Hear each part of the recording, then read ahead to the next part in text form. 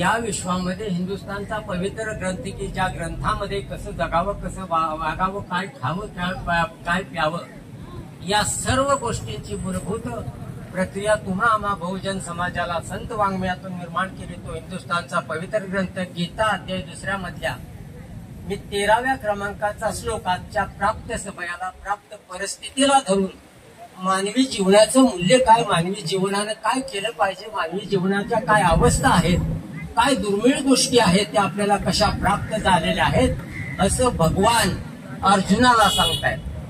तो काय श्लोक आहे बघा, 13व्या क्रमांकाचा श्लोक आहे. भगवान उवाच देहिना अस्मिन तो देहम कौरम यौवनम जरा तथा देहांत प्राप्तिस्थिरस्तत्र न मुह्यते. कर्तव्यविमुख होणाऱ्या अर्जुनाला कर्म करण्याची प्रेरणा देणारे भगवंत अर्जुनाला म्हणतात की अरे अर्जुना, काय देवा, देहिनो अस्मिन तो देहम कौरम यौवनम जरा. अरे अर्जुना, हा देह तुला निसर्ग निर्मितीनं मी जो बहाल केलेला आहे, या देहाच्या 3 अवस्था आहेत. कौरम यौवनम जरा, नीट ऐका बर का. भगवंत अर्जुनाला सांगतात की या देहाच्या 3 अवस्था आहेत. कौरम यौवनम जरा. कौरम म्हणजे बालपण, यौवनम म्हणजे तरुणपण, आणि जरा म्हणजे म्हातारी. तुम्हा आम्हा मंडळीला या 3 प्रक्रियेतून जावंच लागतं. आणि हे जात असताना भगवंत अर्जुनाला म्हणतात की ह्या अगोदर 3 अवस्था तू समजून घे, आणि ह्या अवस्था समजून घेणाराच क्षत्रिय असतो, शूर असतो. वास्तविक हा 2रा अध्याय गीतेमधला सांख्य योग अध्याय आहे. या अध्यायामध्ये अर्जुन जसा काय एखादा चिखलामध्ये राजहंस गुंतावा, त्याला बाहेर पडता यावं, येता येत नाही, असा राजहंस असणारा अर्जुन चिखलामध्ये रुतला. त्याला काय करावं कळत नाही, आणि त्यानं काय केलं पाहिजे हे भगवंत या श्लोकातून सांगताय.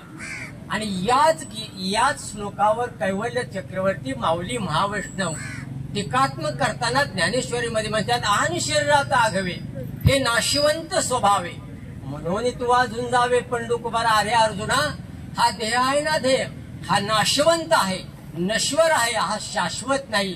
हे पहिल्यांदा समजून घे, आणि तू कर्तव्यमुख होऊ नकोस, गलित गात्र होऊ नकोस, काही बी होऊ नकोस, कारण तू क्षत्रिय आहे.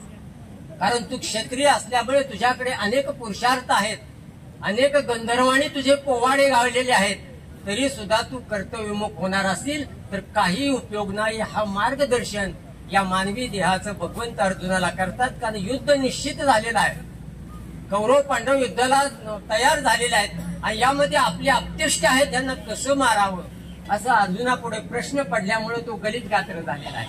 पण भगवंत सांगतात, अरे हे कौरव आहेत ते आतताई आहेत, हे समाजाला बाधक आहेत, बहुजन समाजाला चांगले वागत नाहीत, म्हणून तुला त्यांना मारावंच लागेल. कारण नाही तर ते कधीतरी मरणारच आहेत, कारण तो देहाचा ती अवस्था आहे. बघा मंडळी, कारलं कडू आहे, साखर गोड आहे, मीठ खारट आहे, मिरची तिखट आहे. हा त्याचा स्वभाव आहे, हा त्याचा दोष नाही. तसा या आपल्या देहाचा नाश पावणं हा त्याचा स्वभाव आहे. आणि म्हणून या श्लोकामध्ये आणि या ओळीमध्ये भगवंत अर्जुनाला समजून सांगतायत, तसं ज्ञानेश्वर महाराज सुद्धा अर्जुनाला समजून सांगतायत. थोडासा परिहार देणं वाक्याचं कर्तव्य आहे. आज कुठल्या कारणानं हा विधी आहे, कुठल्या कारणाने हे प्रवचन सेवा आहे. तसं पाहिलं तर भगवान दत्तात्रयांचा इथं वास्तव्य आहे, आणि नीरा नदीसारखं पवित्र पाणी यातून पवित्र असं वाहत आहे. म्हणजे वाचे म्हणता गंगा गंगा सकळ जाती पापे भंगा. गंगेच्या तीरावर किंवा नीरा नदीच्या तीरावर आपण जर असं भगवंताचं चिंतन केलं तर आपण पापमुक्त होतो, असं शास्त्राने सांगितलेलं. बघा, गंगेमध्ये आंघोळ केले तर पाप जातं, कीर्तनात, प्रवचनात, असं सत्संगात भगवंताच्या चिंतनात बसलं तर आपले दोष जाऊन आपल्याला सुद्धा पुण्याचा संचय होतो. आणि हे काय मी सांगतोय की याच गुरुवारी या कैलासवासी मंगलताईंचं निधन झालेलं आहे. गुरुवारचा दिवस होता, आणि त्याच दिवशी यांचा देह त्यांनी आपला सोडलेला आहे. वास्तविक यांच्याबद्दल थोडंसं सांगायचं म्हणलं तर एक मातृत्व आपल्यातून निघून गेलेलं आहे. शेरीच्या वाडीमध्ये बाडरे खोऱ्यातून कवडेवाडी असेल, देवरे असेल किंवा पाडळी असेल, या ठिकाणातून येणारे मानसिंग दादा आपल्या गावामध्ये स्थिर झाले. तिथं ते व्यवसायाच्या निमित्तानं आपलं काबाड कष्ट करू लागले, सगळं कुटुंबाला घडवलं, वाढवलं, आणि त्याच मानसिंग दादांना या मंगलताईनं अतिशय सुंदर अशी साथ दिली. एक तुकाराम महाराजांचा अभंग आहे, धर्म तयाशीच घडे रे ज्याचे स्वाधीन भास. काय म्हणतात तुकाराम, ज्याला अनुकूल पत्नी मिळते त्याच्याकडून धर्म घडतो, आणि ज्याच्याकडून धर्म घडतो त्याला 4 पुरुषार्थ साध्य होतात. कुठले पुरुषार्थ? धर्म, अर्थ, काम आणि मोक्ष. म्हणजे ज्याला अनुकूल पत्नी मिळते त्याच्याकडून हे 4 पुरुषार्थ होतात: धर्म, अर्थ, काम आणि मोक्ष. आणि म्हणून अनुकूल पत्नी मिळणे हे सुद्धा काही भाग्याचं लक्षण आहे. म्हणून मंगलताईनं 4 मुलांना जन्म दिला. एक मातृत्व आपल्यातनं निघून गेलेलं आहे. पहा तुम्ही, मातृत्वाला अनन्यसाधारण महत्व आहे आपल्या संसारी माणसामध्ये. कारण संतत्व आणि मातृत्व हे जरी वेगळं असलं, तुकाराम महाराजांचा एक अभंग आहे बघा, लेकुराचे हित वाहे माऊलीचे चित्त, ऐशी कळवळ्याची जाती करी लाभावी नपीत. तुकाराम महाराजांनी संतत्वाला मातृत्वाची जोड दिली. वास्तविक पाहिलं तर संतत्व फार मोठं आहे, मातृत्व त्या मानानं फार कमी आहे. पण संतत्वाला मातृत्व इतका दृष्टांत देण्यासारखाच नाही, म्हणून संतांनी दिला. बा, संतांचे तुमच्या अनुसार अनंत उपकार आहेत मंडळी, फार मोठे उपकार आहेत. संत जे देतात ना ते कुणीच आपल्याला काही देत नाही. संत जे देतात ते सरकार देत नाही, संत जे देतात ते निसर्ग देत नाही, संत देतात ते मायबाप सुद्धा देत नाही. नवे नवे संत जे देतात ना ते कुणीच आपल्याला देत नाही. आणि पुढचा एका मंडळी, संत जे देतात ते तुम्ही आम्ही घेत नाही, आणि तुम्ही आम्ही मागतो ते संत देत नाही. असे अनंत उपकार आपल्यावर संतांचे, फार उपकार. तुम्ही आम्ही भाग्यवान आहोत या महाराष्ट्रामध्ये आपण जन्माला आलेलो आहोत. या महाराष्ट्राला संतांची भूमी असं म्हटलेलं आहे. पहा तुम्ही, महाराष्ट्रामध्ये 4 गोष्टी अतिशय महत्वाच्या आहेत. कुठल्या गोष्टी 4 महत्वाच्या आहेत? संत, ग्रंथ, पंत आणि भगवंत. या 4 गोष्टी अतिशय महत्वाच्या आहेत. तुम्ही म्हणाल या 4 गोष्टींचं वैशिष्ट्य काय? संत, ग्रंथ, पंत आणि भगवंत. संत लिहितात ग्रंथ, ग्रंथ दाखवतो पंत, पंत भेटवतो भगवंत. आणि एकदा का तुम्ही आम्हाला भेटला भगवंत की दुःखाचा झाला अंत, आणि एकदा का दुःखाचा झाला अंत की मन झाले शांत. तुम्ही मंडळीत खरंच सांगा, आपलं संसारात कधी मन शांत झालंय का? मन शांत होण्यासाठी हे संत वाङ्मय आहे. पहा तुम्ही, अर्जुनाचे निव्याजे गीता प्रकाशन श्रीराजे, संसारा एवढे थोर ओझे फेडिले जगाचे. या ज्ञानेश्वरीनं गाथ्यानं भगवद्गीतेनं तुमच्या आमच्या बहुजन समाजाचं फार मोठं ओझं हलकं केलंय म्हणताय. आणि हे कुणाच्याही वाट्याला येत नाही. आज दशविधीच्या निमित्तानं आपण इथं जन्मलेलो आहोत, इथं जमलेलो आहोत. वास्तविक सांगायचं हे की दशविधी म्हणजे काय? दशविधी हा विधी आहे, 13वा हे शास्त्र आहे. मानवी जीवनामध्ये 16 संस्कार सांगितले, त्यातले 3 अतिशय महत्वाचे आहेत. की पहिला आहे गर्भधान संस्कार, दुसरा आहे विवाह संस्कार, आणि तिसरा आहे मृत्यू संस्कार. आणि मृत्यूच्या पश्चात हे होणारे संस्कार आहे, मग आपण त्याला सावडणं म्हणतो किंवा दशविधी म्हणतो. मानवी शरीर ईश्वराकडून मिळालेलं आहे, ते पंचमहाभूताने तयार झालेलं आहे. पृथ्वी, आप, तेज, वायू आणि आकाश. आणि जेव्हा हे तत्व मानवी शरीरातून निघून जातात तेव्हा एक तत्व राहतं, त्याला पृथ्वी तत्व असं म्हणतात. पृथ्वी तत्व याला अस्थी असं म्हणतात. मराठीमध्ये आपल्या खेडेगावाच्या भाषेमध्ये हड असं म्हणतात. त्या अस्थी राहिल्यानंतर त्या अस्थीला 10व्या दिवशी पाहुणे मंडळीने ब्रह्मवृंदांच्या मंत्र उच्चारातून आणि असं संत वाङ्मयाचं चिंतन करून, ईश्वराचं चिंतन करून त्या अस्थीला तिरांजली देणं आणि पवित्र पाण्यामध्ये समर्पित करणं याला दशविधी म्हटलेलं आहे. कारण या दशविधीमध्ये पंच ज्ञानेंद्रिय, पंच कर्मेंद्रिय यांच्याद्वारे मनुष्य आपलं कर्म करीत असतो. आणि मग सिद्ध निषिद्ध कर्म करत असताना त्याच्याकडून काही गोष्टी घडल्या, त्या गोष्टीला या दिवशी 10व्या दिवशी या पंच ज्ञानेंद्रिय, पंच कर्मेंद्रियातून, 10 इंद्रियातून, निषिद्ध सिद्ध कर्मातून आपल्याला त्या अस्थीला समर्पित करायचं असतं. याला दशविधी असं म्हणतात. पहा तुम्ही, चला पुढे येऊया आपण. श्लोक काय म्हणतोय? देहिना अस्मिन तो देहम कौवरम यव. भगवंत अर्जुनाला म्हणतात, अरे हा देहाच्या 3 अवस्था आहेत, कौवरम, यौवनम, जरा. मगाशी सांगितलं कौवरम म्हणजे बालपण, यौवनम म्हणजे तरुणपण, आणि जरा म्हणजे म्हातारपण.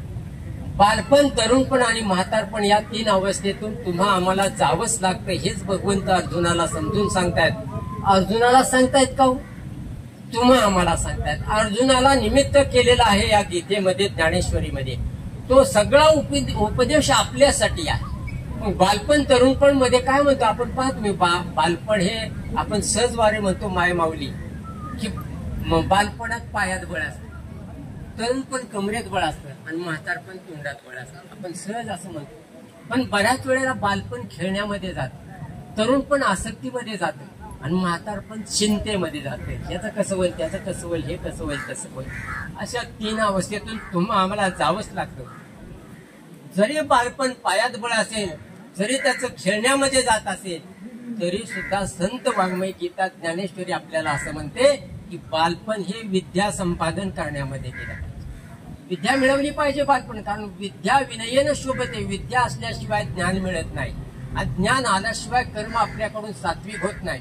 कारण मनुष्याला जसं ज्ञान असतं तशा त्याला इच्छा होतात आणि त्याला जशा इच्छा होतात तसा तो कर्म करतो. म्हणून माणसाचं ज्ञान शुद्ध पाहिजे, म्हणजे इच्छा शुद्ध होतात आणि इच्छा शुद्ध झाल्या की सात्विक कर्म झाल्याशिवाय राहत नाही. म्हणून बालपणामध्ये संतांचं म्हणणे विद्या संपादन करण्यामध्ये गेलं पाहिजे. कारण मुळातच वारकरी संप्रदायामध्ये 3 ग्रंथ अतिशय महत्वाचे आहेत. पहिला आहे तो ज्ञान प्रधान ग्रंथ की ज्याला गीता ज्ञानेश्वरी असं म्हणतात, भगवद्गीता असं म्हणतात. या गीतेमध्ये 9व्या अध्यायामध्ये पहिल्या नंबरचा एक श्लोक आहे. भगवंत अर्जुनाला म्हणतात, इदम तू ते गुह्यतम प्रवक्ष्याम्य सुयवे ज्ञान विज्ञान सहितम यज्ञत्वा मोक्षसे शुभात. काय म्हणतात भगवंत? अरे अर्जुना, हे मी तुला ज्ञान देणार आहे. हे तू जर आत्मसात केलंस, हे आचरणात आणलंस, तर तुला भौतिक दुःखे सुद्धा शुभ वाटायला लागतील. म्हणजे तुला दुःख येणार नाही असं नाही, तुझ्या जीवनामध्ये त्रास होणार नाही असं नाही, पण होणाऱ्या दुःखाची, होणाऱ्या सगळ्या संघर्षाची वेदना मात्र कमी होणार आहे, तीव्रता कमी होणार आहे. पण कधी? मी सांगितलेलं ज्ञान तू आचरणात आणलंस तर. म्हणून हा ज्ञान प्रधान ग्रंथ आहे मंडळी गीता ज्ञानेश्वरी. वाचावी ज्ञानेश्वरी, डोळा पहावी पंढरी. ज्ञान होय मुढा अति मूर्ख त्या दगडा, या ज्ञान होय अज्ञानासी ऐसा वरत्या टिकेशी. आणि संत जनाबाई आईसाहेब असं शेवटी म्हणतात, वाचिल जो कोणी जनी त्याशी लोटांगण. मंडळी, तुम्हा आमच्या जीवनामध्ये हे संतांचं वाङ्मय निर्माण केलंय ना, हे वाचण्यासाठी, आत्मसात करण्यासाठी. म्हणून एकदा तरी ज्ञानेश्वरी सारखा ग्रंथ आपण वाचला पाहिजे. तुकाराम महाराजांचं एक वाक्य पहा, मी ऐकलेलं आहे. यांचं म्हणणं असं आहे की ज्ञानेश्वरी वाचल्याशिवाय माणसानं मरूच नाही. मरण तर प्रत्येकालाच आहे, कुणालाही चुकलेलं नाही, कुणीही अमरपट्टा घेऊन आलेला नाही. संत कबीरदास म्हणतात, आया है सो जाएगा राजा रंक फकीर, किती सिंहासन चढ बैठे किती ने पहिरे ज्यांचे. किती उच्च मनुष्य असू द्या, किती निम्न स्तरातला मनुष्य असू द्या, त्याला एक दिवस तरी या जगातून जायचं आहे, हे मात्र विसरायचं नाही. म्हणून कबीरदास पुढे असं म्हणतात की मानवी जीवनामध्ये जगत असताना, वागत असताना, कर्म करत असताना 2 गोष्टींचं स्मरण करायचं. कुठल्या 2 गोष्टींचं स्मरण करायचं? एक निज चाहे मौत की या नारायण श्री भगवान. काय कबीरदास म्हणतात? तुम्ही जीवन जगत असताना 2 गोष्टींचं स्मरण करा. एक निज चाहे मौत की, आपण कधीतरी मरणार आहोत, या भगवान नारायण की, आणि आपल्याला मरेपर्यंत कोणतरी जगवणार आहे. या 2 गोष्टींचं स्मरण करत आपण संसारी माणसं जगलं ना, तर आपल्याला कसं जगावं हे कळत. पण तरी सुद्धा माणसं मरणालाही विसरली आणि मरेपर्यंत जगवणाऱ्या ईश्वरालाही विसरली आणि दुःख भोगू लागली. आणि मग संतांना असं म्हणावं लागलं की मरणाची का रे नाही आठवण, का नाठविसी कृपाळू देवासी. अरे तू मरणालाही विसरलास आणि त्या कृपाळू देवालाही विसरलास, म्हणून तू दुःख भोगतोय. म्हणून मंडळी, काय आपल्या जीवनामध्ये दुःख येतं? आपण संत वाङ्मयासारखं वागत नाही. म्हणून 3 अवस्थेमध्ये पहिल्यांदा मी सांगितलं, बालपण तरी पायात बळ असेल, खेळण्यामध्ये जात असेल, तर हे विद्या संपादन करण्यामध्ये गेलं पाहिजे. दुसरं आहे ते तरुणपण आहे, कमरेत बळ असतं, बऱ्याच वेळेला आसक्तीमध्ये जातं. पण तरुणपण हे धन कमवण्यामध्ये गेलं पाहिजे असं संत वाङ्मय सांगतात. जोडून या धन उत्तम व्यवहार. पण धन कसं लांढ्या लबाड्या करून, ह्याची टोपी त्याला घालून, काहीतरी बांध पोखरून, कुणाला तरी फसवून असं धन नाही कमवलं पाहिजे. जोडून या धन उत्तम व्यवहारातून जर धन कमवलं, धन तर लागणारच आहे, संसाराची वेळ वाढवायची आहे. म्हणून तरुणपण सुद्धा महत्वाचं आहे. आणि म्हातारपण आपण बऱ्याच वेळा म्हणतो तोंडात बळ आहे, बऱ्याच वेळेला चिंतेमध्ये जातं. पण संत वाङ्मय असं म्हणतं की म्हातारपण हे पुण्य कमवण्यामध्ये गेलं पाहिजे. वयस्कर माणसानं सुद्धा या ग्रंथाचा, संत वाङ्मयाचा, कीर्तन, प्रवचन, सत्संग, भजनाचा आश्रय घेतलाच पाहिजे. कारण त्यामुळं पुण्याचा संशय होतो. बघा मंडळी, 3 गोष्टी दुर्मिळ सांगितलेल्या आहेत. भागवतकार असं म्हणतात, मनुष्यत्व, मुमुक्षत्व, महापुरुष संश्रयिता. कुठल्या 3 गोष्टी दुर्मिळ आहेत तुमच्या आमच्या जीवनामध्ये? मनुष्यत्व, माणूस म्हणून जन्माला येणं. मुमुक्षत्व, तो माणूस म्हणून जन्माला आलेला आहे, पण तो मुमुक्ष असेल तर त्याच्या जीवनामध्ये काय उपयोग नाही. म्हणून दुसरी गोष्ट दुर्मिळ आहे मुमुक्षत्व, आणि तिसरी आहे महापुरुष संश्रयिता. तिसरी गोष्ट आहे महापुरुष संश्रयिता. याचा अर्थ असा की योग्य संगतीची, योग्य गुरुची, योग्य सद्गुरूची त्याला संगत लाभावी. आणि या 3 गोष्टी जर तुम्हा आम्हाला मनुष्य जन्माला आल्यानंतर मिळाल्या तर त्याच्या जीवनामध्ये ब्रह्मानंद झाल्याशिवाय राहत नाही म्हणतात. म्हणून या 3 गोष्टी दुर्मिळ आहेत. मग आपण मनुष्य, माणूस म्हणून आपण जन्माला आलोय ना, काय साधना केली, काय नवस केले आपल्या आई वडिलांनी, काय व्रत वैकले, काय केलं, काय काही नाही. आपण मनुष्य म्हणून जन्माला आलोय. मग मनुष्याची मूल्य काय? मनुष्याने माणसासारखं माणूस म्हणून माणुसकीनं वागलं पाहिजे. हा साधा सोपा नियम आहे. आणि मग म्हणून ज्ञानेश्वर महाराज असं म्हणतात, म्हणून थोरपण पराची सांडीजे, उत्पत्ती आगवी विसरेजे, जे जगात धाकुटे होई जे ते जवळ तुम्हाला. नम्र व्हायला शिका, धाकट व्हायला शिका. ज्ञानेश्वर महाराज म्हणतात, तो माझ्याशी जवळचा आहे. 12व्या अध्यायामध्ये भगवंत अर्जुनाला हेही सांगतात, विश्वरूप दाखवल्यानंतर, शमशत्रूच मित्रेच तथा मानापमानयो, शीतोष्ण सम दुःखेसी समसंग विवर्जिता. काय भगवंत अर्जुनाला म्हणतायत? शमशत्रूच मित्रेच, शत्रुत्व असेल, मित्रत्व असेल, मान असेल, अपमान असेल, निंदा असेल, स्तुती असेल, थंड असेल, गरम असेल, मनासारखं असेल, मनाच्या इच्छेविरुद्ध असेल, या सर्व ठिकाणी समभाव ठेवून सर्व कुसंगापासून निसंग राहतो. असा माणूस मला, असा भक्त मला, असा शिष्य मला आवडतो. ही माणसाची लक्षणं आहेत मंडळी 12व्या अध्यायामध्ये श्लोकाची. आणि म्हणून तुम्ही आम्ही माणसासारखं व्हा. म्हणून ही पहिली गोष्ट दुर्मिळ आहे, मनुष्यत्व. दुसरी आहे ते मुमुक्षत्व. तुम्हा आम्हाला हे परमार्थ करण्याची जिज्ञासा होणं ही मनुष्यत्वाची लक्षण आहे. बरीच माणसं म्हणतात, काय देवाला म्हणायचे, काय संत वाङ्मयाला म्हणायचे, कुठले ग्रंथ, कुठली ज्ञानेश्वरी, काय नाही मंडळी. हे मुमुक्षत्व असू शकतं. काय जीव जन्माला आला, काय मुमुक्षी बनला, काय विषयी बनला, काय ज्ञानी बनला, काय संतही बनला. मग मुमुक्षांनी हे संत वाङ्मय श्रेष्ठ मानलं, ज्ञानींनी हे जगतच मानलं नाही. म्हणजे हे तर एकच लीला तरली, जे सर्व भावे मज बदली, तया येलीच थडी सरली माया. काय म्हणतोय हा?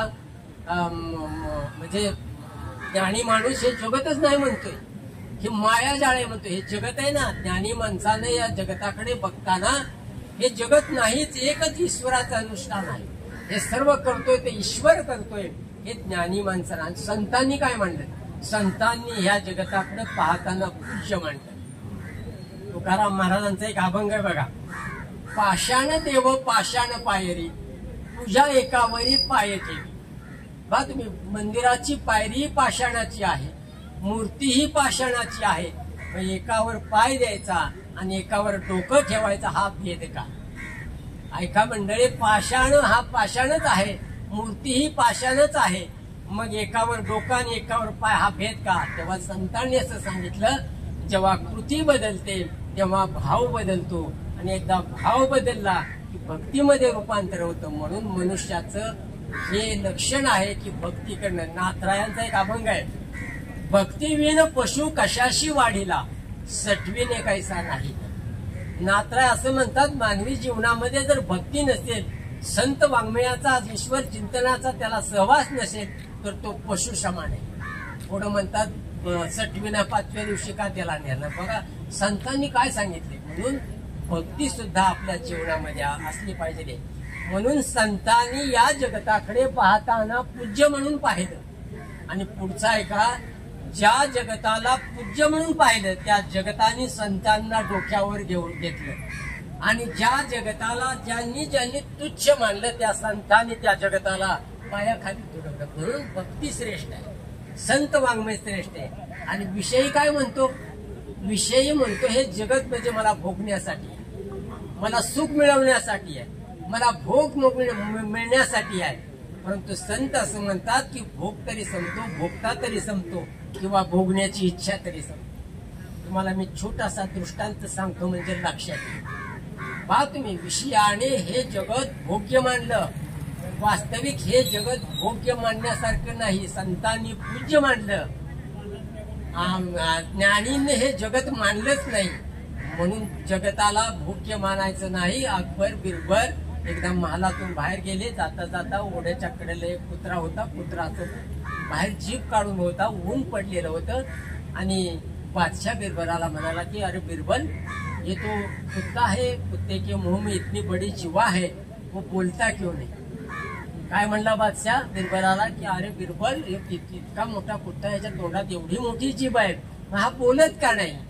बिरबल म्हणला ये बोल सकता है शहंशाह. बिरबल काय म्हणतोय त्याला, हा बोलू शकतो पण ह्याला वेळ द्यावा लागेल. अरे तो बोलने दो ना, अगर नहीं बोलेगा तो तुमको फाशी के फंदे पर चढावं. ऐका मंडळी, मी काय सांगतोय तुम्हाला सिद्धांत.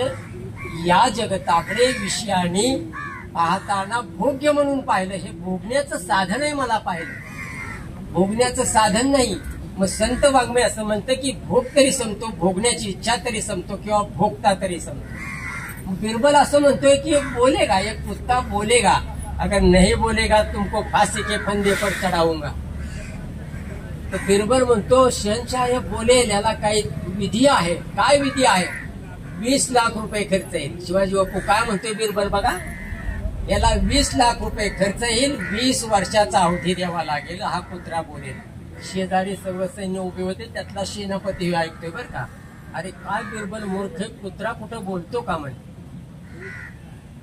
थोड्या वेळानं पुढे गेल्यानंतर एक वांग्याचं झाड दिसलं आणि वांग्याच्या वांग्यालावर काठी असतात. तर तो बिरबल बादशाह म्हणला अरे बिरबल, ये तो बैंगन का झाड़ है, बैंगन के ऊपर ऐसे काटे क्यों भगवान ने रखे, अल्लाह ने काटे क्यों रखे? तो म्हणते ये बैंगन बहुत अच्छा है, बहुत अच्छा है. राजानं ते वांग इतकं खाल्लं.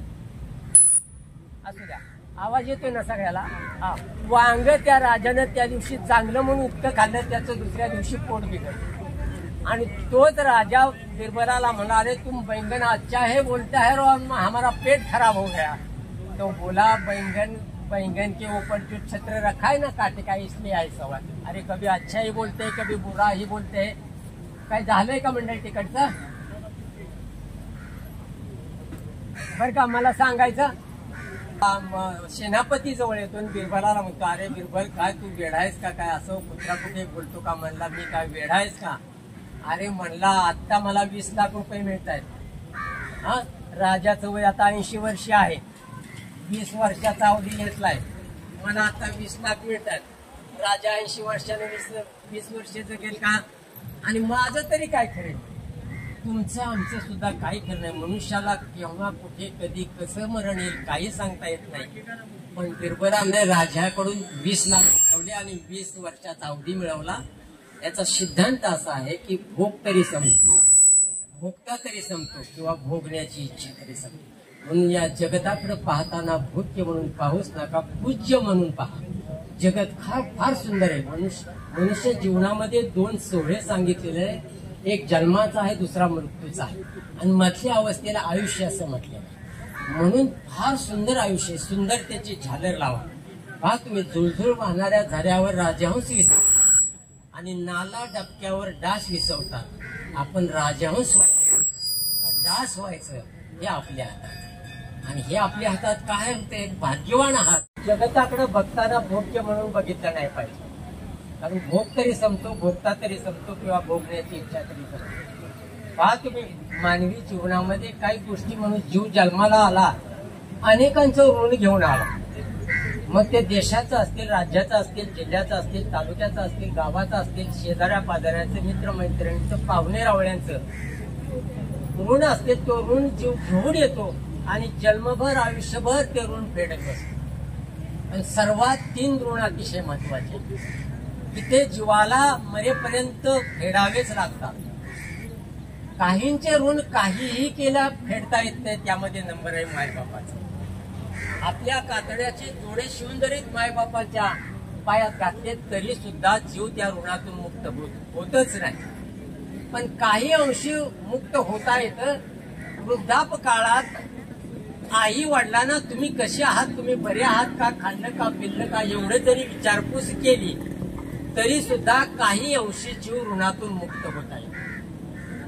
पहा तुम्ही, माय बापे केवळ काशी, तेने न जावे तीर्थाशी.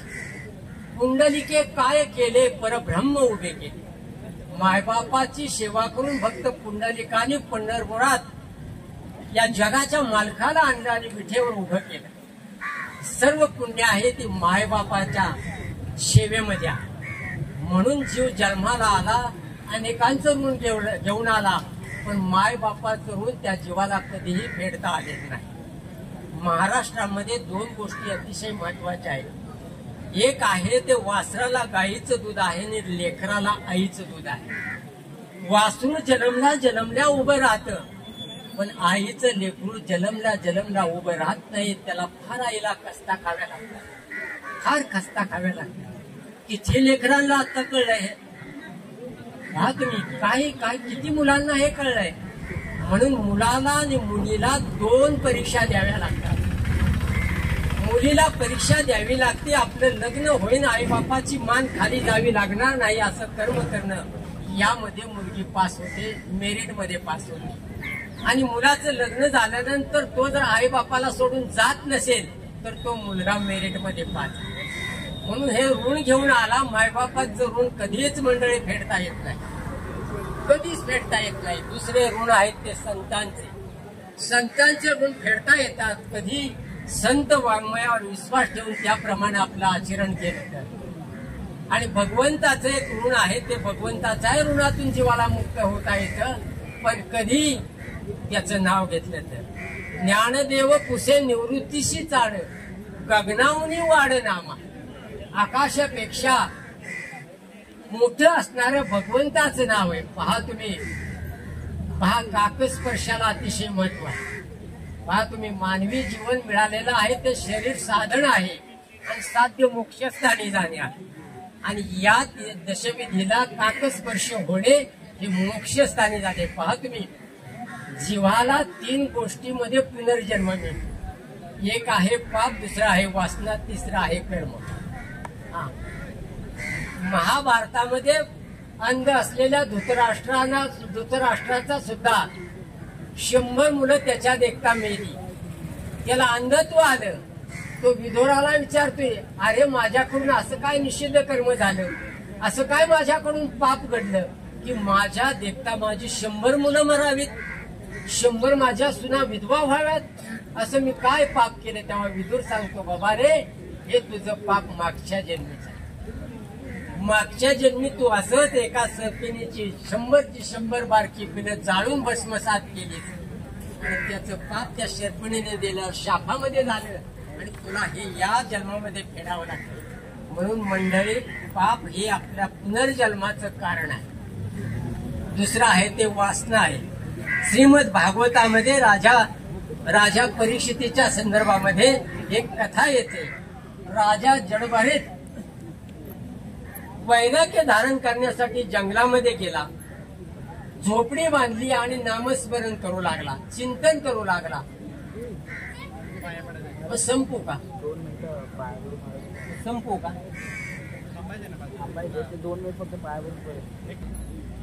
वैराग्य धारण करण्यासाठी जंगलामध्ये गेल्यानंतर एक झोपडी थांबली. दिवसभर असं नामचिंतन करायचा. सकाळी उठल्याबरोबर शरयू नदीमध्ये जायचा, अर्धवी करायचा, सूर्यनारायणाला पाणी व्हायचं आणि नामस्मरण करायला सुरुवात करायची. एक वेळ अशी होती, दुपारची वेळ होती.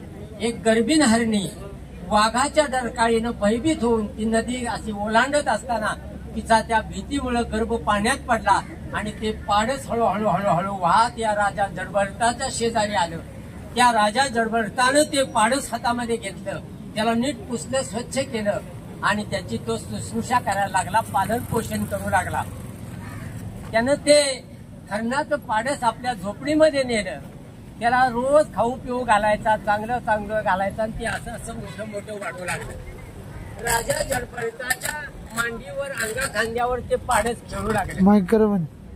खेळता राहू द्या, होत नसेल तर बंद करूया.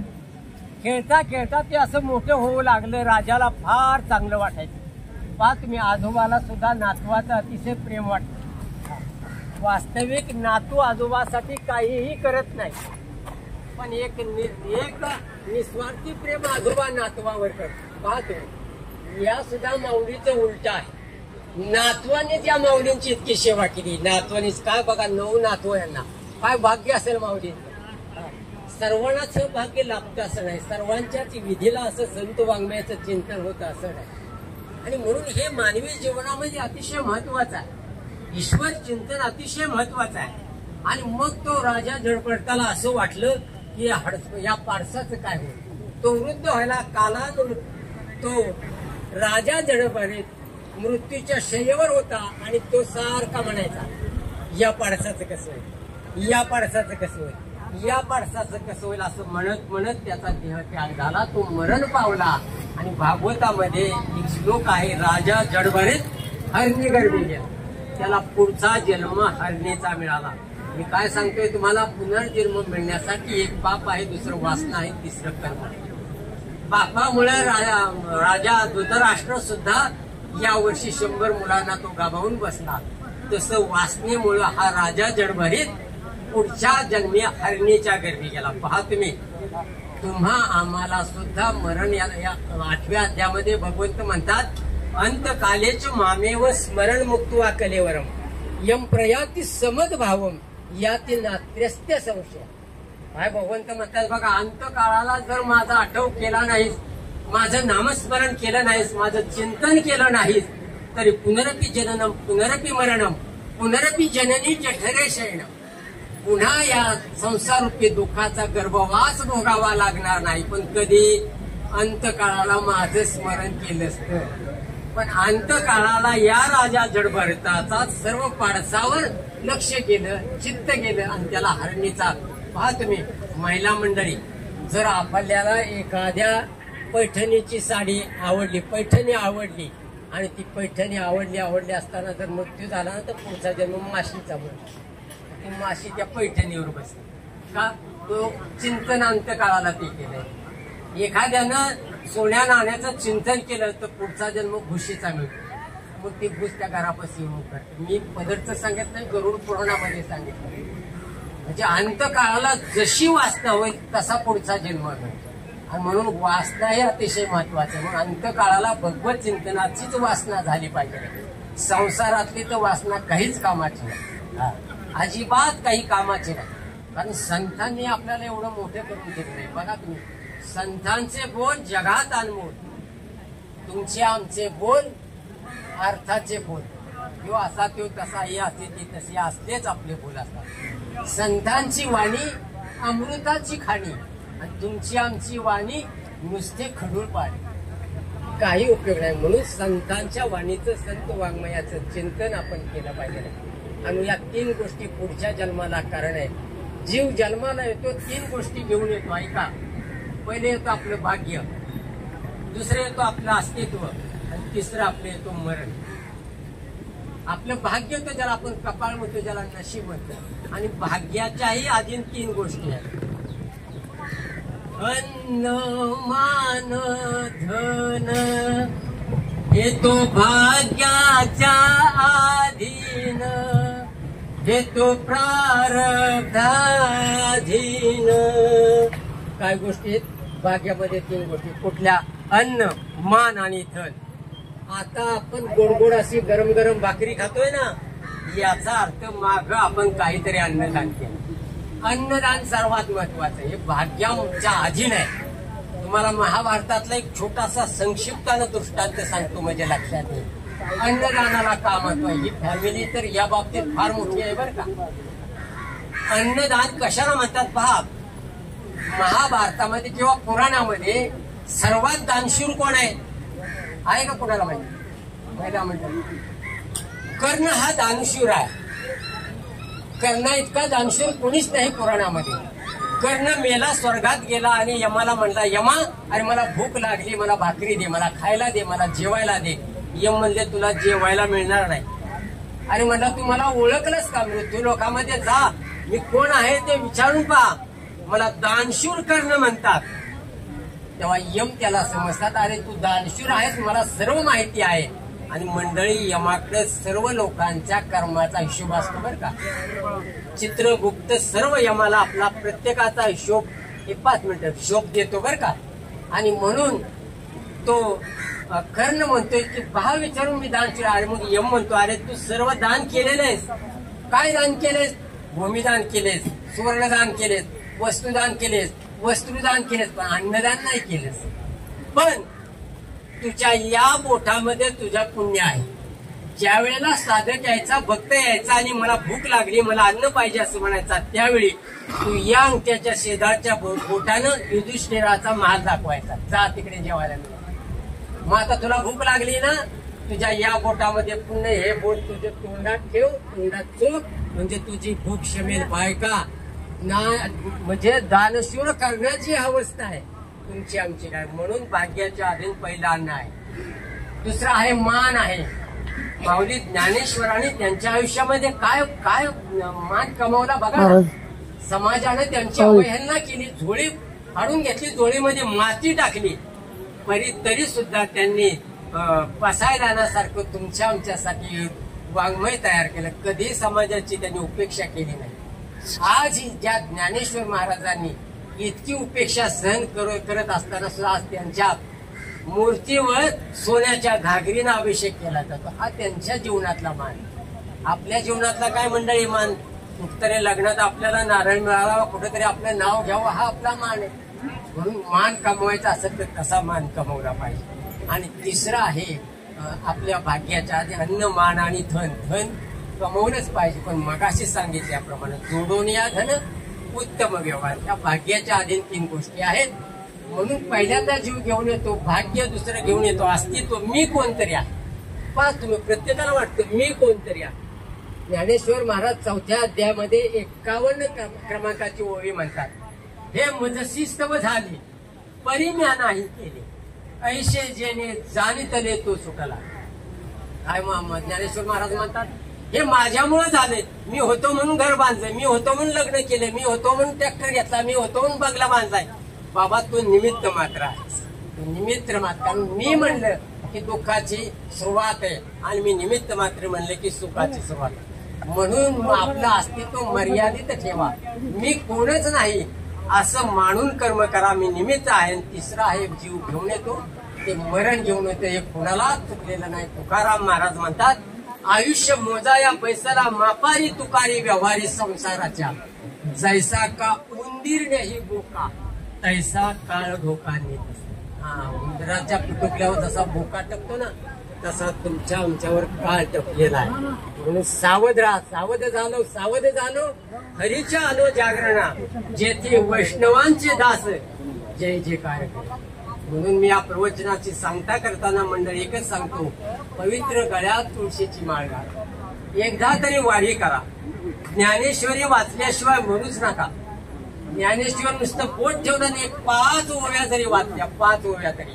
धुंडा महाराज असं म्हणतात की नुसतं एखाद्याने ज्ञानेश्वरीच्या पोटावर, ज्ञानेश्वरीवर पोट जरी ठेवलं तर ज्ञानेश्वरी आपलं मरेपर्यंत पोट सोडत नाही.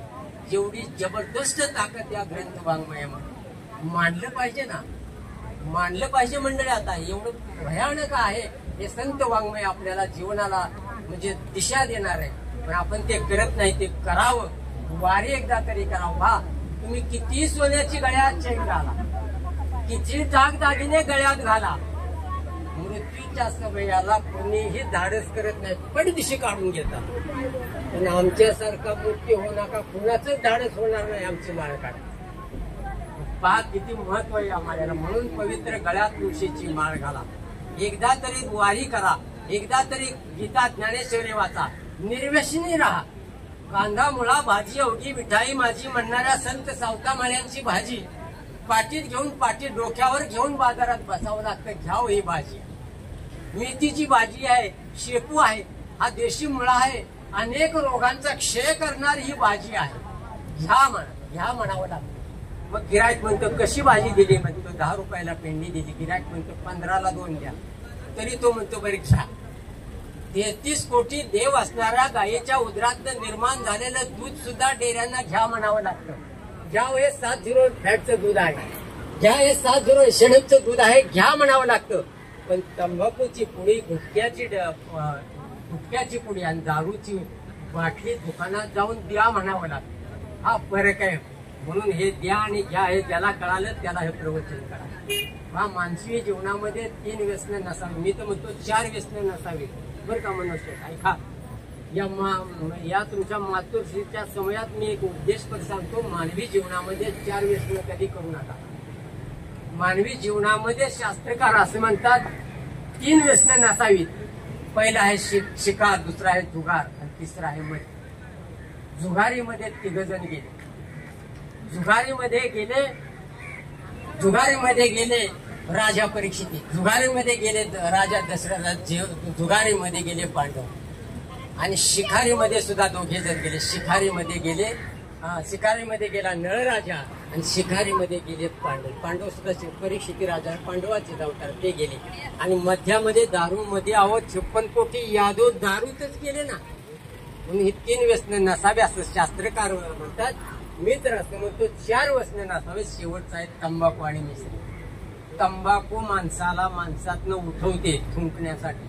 मिसरीचं मंडळी तसंच आहे. अनेक आता दंतमंजन निघाले, म्हणून हे सुद्धा व्यसन करू नका. जरी तंबाखूचं व्यसन स्वतंत्र असेल दावरे पाटील, तरी 3 ठिकाणी तंबाखू खाऊ नका. ऐका, पाहुणे मंडळी कोण बाहेरचे असतील त्यांनी सुद्धा पहिल्यांदा तंबाखू खाऊ नका. शुभ कार्यामध्ये एखाद्याचं लग्न असेल, बारसं असेल, मुंज असेल, तिथं तंबाखू खाऊ नका, अजिबात खाऊ नका. दुसरं आहे ते भगवत कार्य असेल, एखादं कीर्तन प्रवचन सत्संग भजन असेल, तिथं सुद्धा तंबाखू खाऊ नका. आणि तिसरं आहे ते स्मशानभूमीमध्ये खाऊ नका.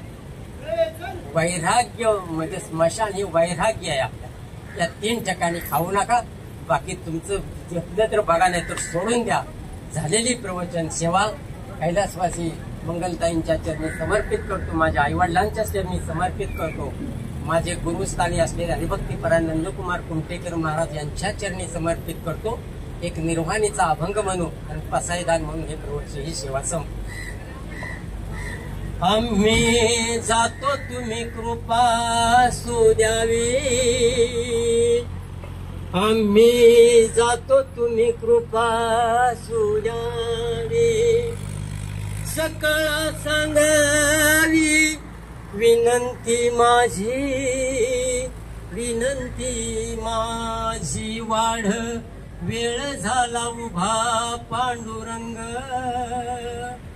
वाढ वेळ झाला उभा पांडुरंग, वैकुंठ श्रीरंग बोलावी तो वाढ वेळ झाला उभा पांडुरंग, वाढ वेळ झाला उभा पांडुरंग, अंतकाळी विठू आमसी पावला, कुडी सहित झाला गुप्त तू का वाढ वेळ झाला उभा पांडुरंग, वाढ वेळ झाला उभा पांडुरंग, उभा पांडुरंग. पुंडलिक वरधारी विठ्ठल श्री ज्ञानदेव तुकाराम पंढरीनाथ भगवान की जय. माऊली ज्ञानेश्वर महाराज की जय. जगद्गुरु तुकाराम महाराज की जय. आता विश्वात्मके देवे येणे वाग्यज्ञ तोषावे, तोषो निमज द्यावे पसाय दान हे, जे खळांचे व्यंकटे सांडो तया सत्कर्मी रती वाढो, भूता परस्परे पडो मैत्र जीवांचे, दुरितांचे तिमिर जाऊ, विश्व स्वधर्म सूर्य पाहो, जो जे वांछिल तो तेला हो, प्राणीजात वर्षद सकळ मंगळी, ईश्वर निष्ठांची बांधियाळी, अनवरत भूमंडळे भेटुतया भूता, चला कल्पतरूंचे आरव, चेतना चिंतामणीचे गाव, बोलते जे अर्णव पियुषांचे, चंद्रमे जे लांछण, मार्तंड जे तापहीन, ते सर्वाही सदा सज्जन सोयरे होतू, किंबहुना सर्व सुखी पूर्ण होण तिन्ही लोकी, भजजो आदिपुरुखी अखंडित आणि ग्रंथोपजीवे विशेषे लोकीय दृष्टादृष्ट विजयी होवावे जे हेत म्हणे श्री विश्वेश्वरावो हा होईल दान बसावो येणे वरे ज्ञान देवो सुखिया झाला येणे वरे ज्ञान देवो सुखिया झाला येणे वरे ज्ञान देवो सुखिया झाला विठाला विठाला विठाला विठाल